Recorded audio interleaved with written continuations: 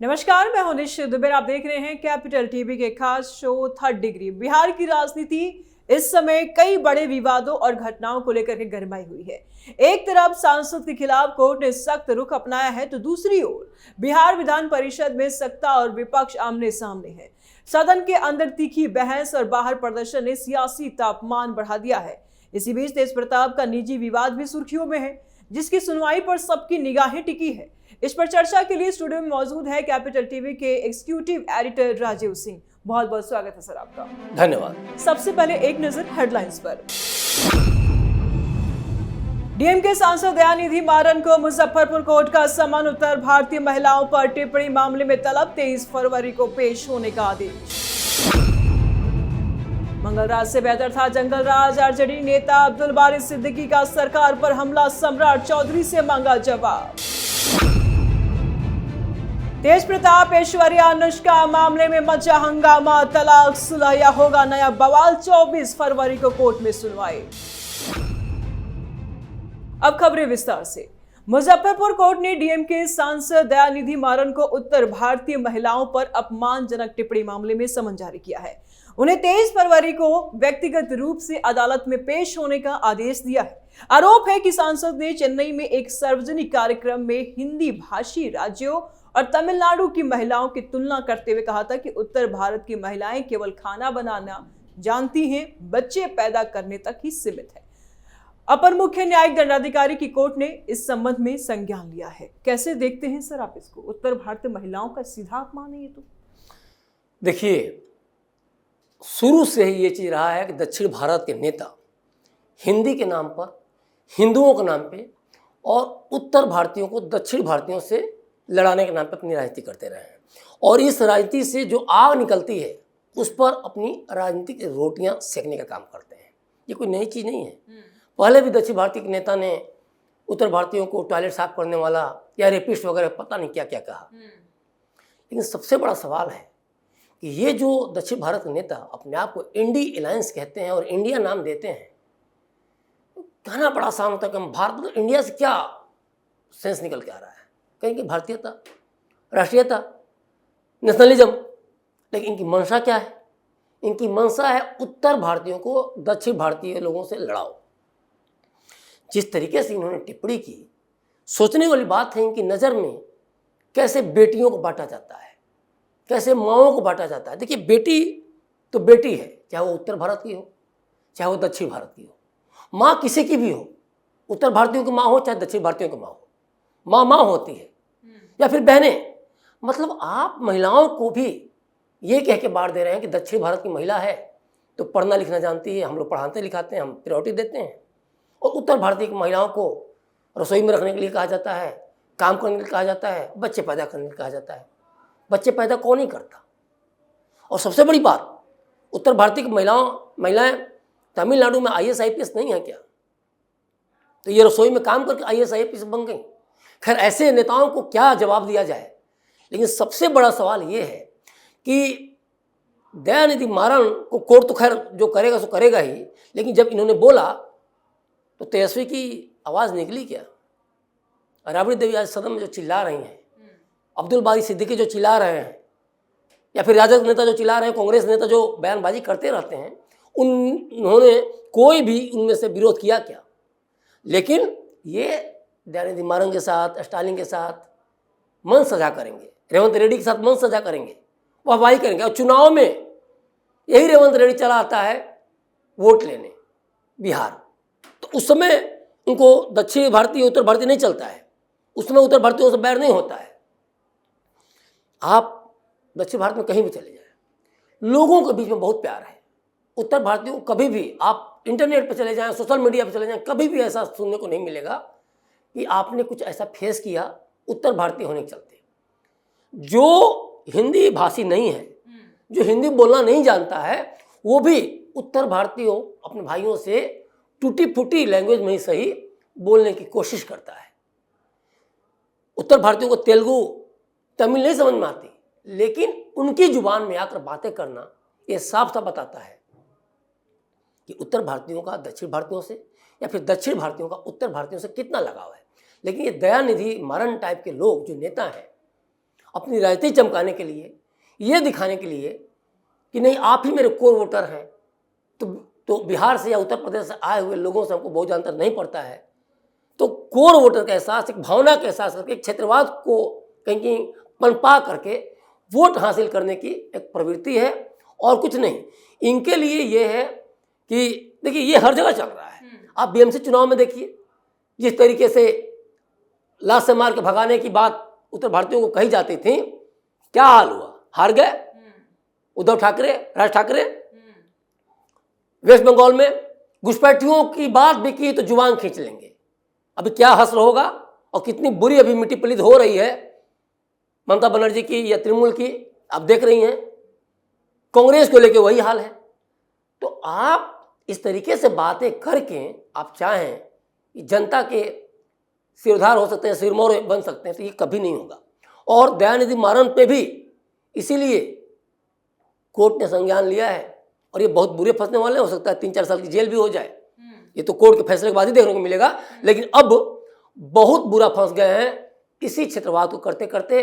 ये INDI alliance, India घुसपैठिए को समर्थन करेंगे, सुरक्षा के नाम पे देश को बांटेंगे, सेना के ऊपर सवाल खड़ा करेंगे और अपने आप को इंडिया कहेंगे।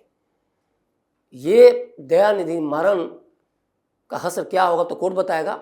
लेकिन ओवरऑल ये सिर्फ और सिर्फ उत्तर भारतीय और दक्षिण भारतीयों को लड़ाकर जो आग निकलती है उसके ऊपर अपनी राजनीतिक रोटी सेकते हैं, इसके सिवा कुछ भी नहीं है। बिहार विधान परिषद की कार्रवाई के दौरान आरजेडी ने बढ़ते अपराध पर सरकार को घेरने की कोशिश की। वहीं सदन के बाहर आरजेडी एमएलसी ने राबड़ी देवी के नेतृत्व में प्रदर्शन भी किया। आरजेडी नेता अब्दुल बारी सिद्दीकी ने सरकार पर हमला बोलते हुए कहा कि मंगल राज से बेहतर जंगल राज था।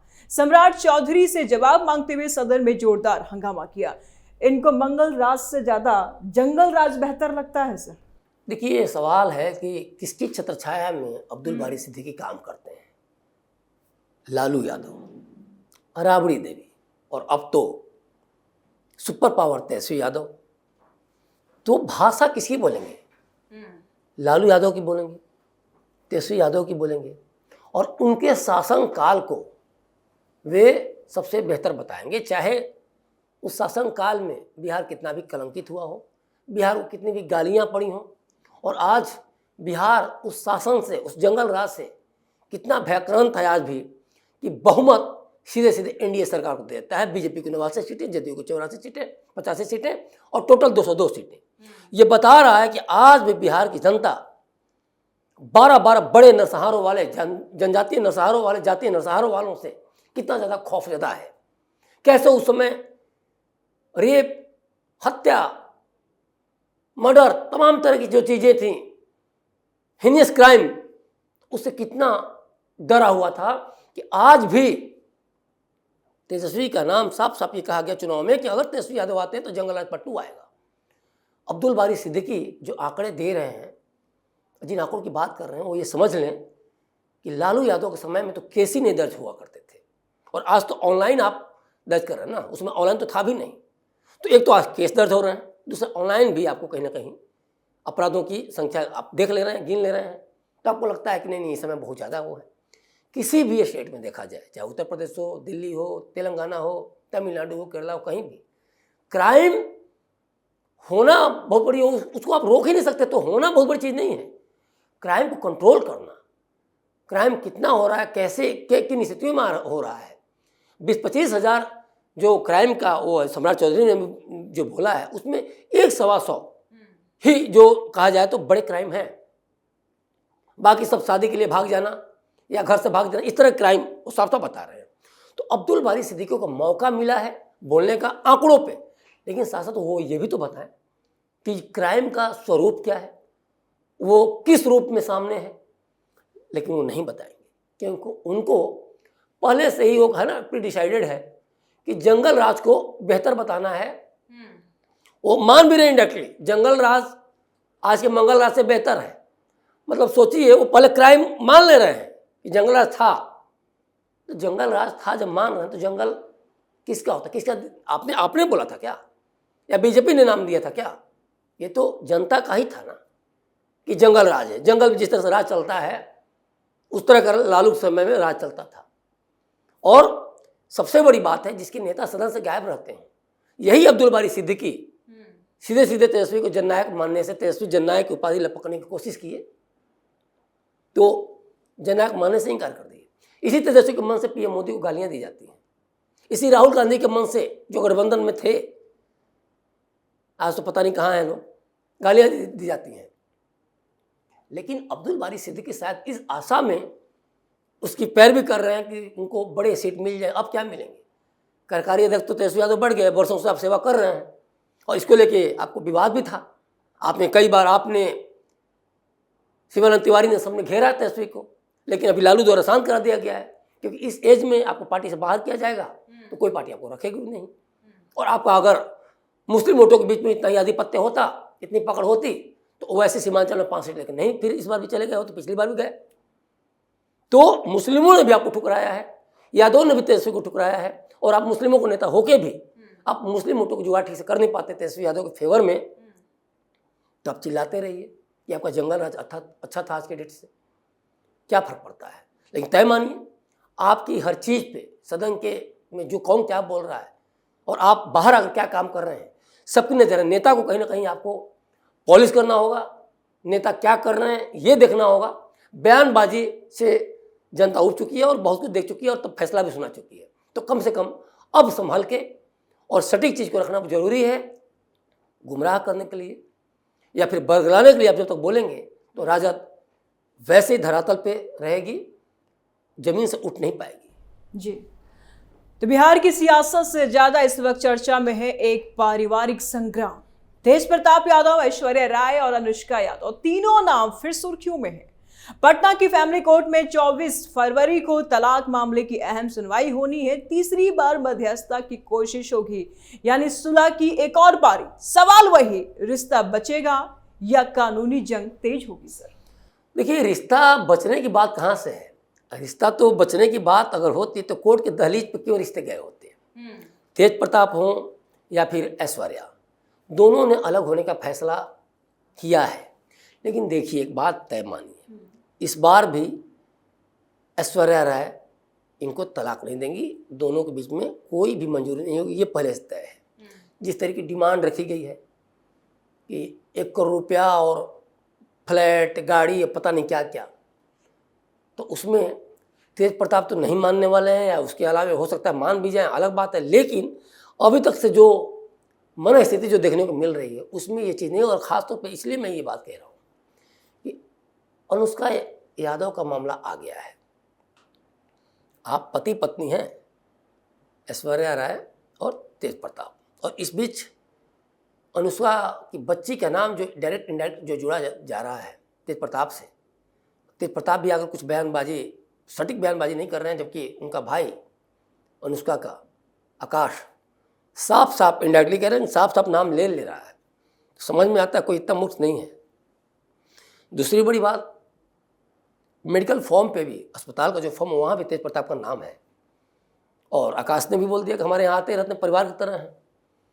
तो तय मानिए ये मामला और भी ज़्यादा उलझने वाला है, क्योंकि अब तेज प्रताप बुरे फंस सकते हैं हिंदू मैरिज एक्ट में। एक शादी के रहते हुए दूसरी शादी आप नहीं कर सकते, और अगर आप दूसरी शादी करते हैं व्यभिचार की श्रेणी में आएगा, या किसी महिला के साथ संबंध हैं, इस बच्ची को के ऊपर भी सवाल खड़े होंगे, और उसमें हर्जाना, उत्तराधिकार, बहुत सारी चीज़ें आनी हैं, और ये बहुत बड़ा बखेड़ा खड़ा होगा।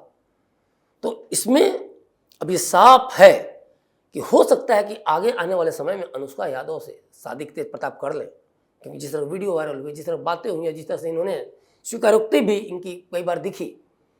लेकिन अब क्यों बच्ची के नाम पे चुप्पी क्यों है? क्यों इतनी चुप्पी है? यहाँ बहुत सारे सवाल खड़ा हो रहे हैं। बच्ची किसकी है, क्या है, ये तेज प्रताप ज़्यादा अच्छा बताएंगे, आकाश यादव ज़्यादा अच्छे बताएंगे, क्योंकि सब लोगों ने मौन धारण किया हुआ है। तो इसमें एक बहुत ही शंका निकल के आ रही है कि हिंदू मैरिज एक्ट में फंसने के चलते, गिरफ्तार होने के चलते तेज प्रताप ऐसा कर रहे हैं। आकाश यादव क्या अपने बहनोई को बचाने के लिए ऐसा कह रहे हैं, या फिर तेज प्रताप के द्वारा आश्वासन मिला है अभी चुप रहो और मामला तलाक वाला सेटल हो जाने दो, उसके बाद मैं खुद ही अपना लूँगा उसका को या बच्ची को?